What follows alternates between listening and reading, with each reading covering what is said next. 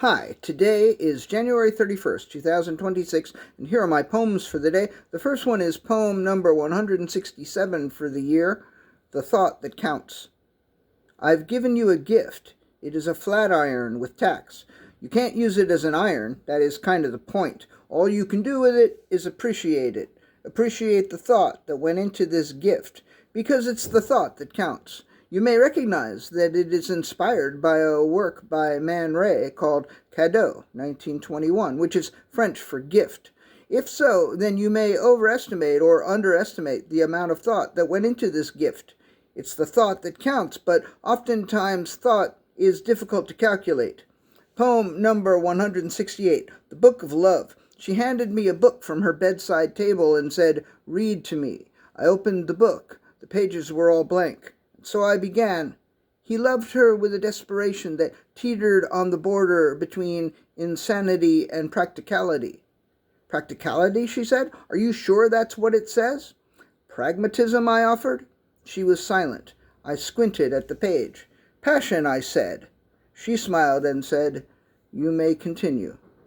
Poem number 169, Re-Knitting the Wheel.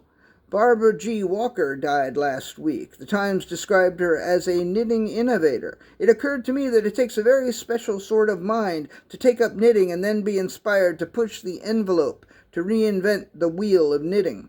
If someone had knitted this hat for me, I would literally take it off to Barbara G. Walker. Instead, I do so metaphorically. Poem number 170, Cannibal Grill. There are all these vegan restaurants that serve fake chicken, fake beef, fake seafood. I think it would be fun if there was a vegan restaurant that served fake human. Like you could have a fake leg of man or fake human breast, or you could have foie gras made of fake human liver. The thing that's so great is you wouldn't have to get the flavors right, because nobody is going to complain that this doesn't taste like a human heart or a human brain or whatever, because very few people know what such things taste like. Poem number 171, The Gallbladder of Generous Despondency.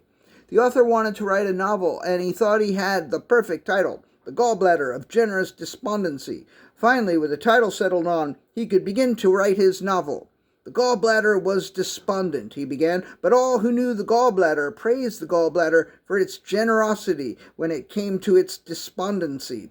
The author was excited because he had never gotten past the first sentence before, and now he had two.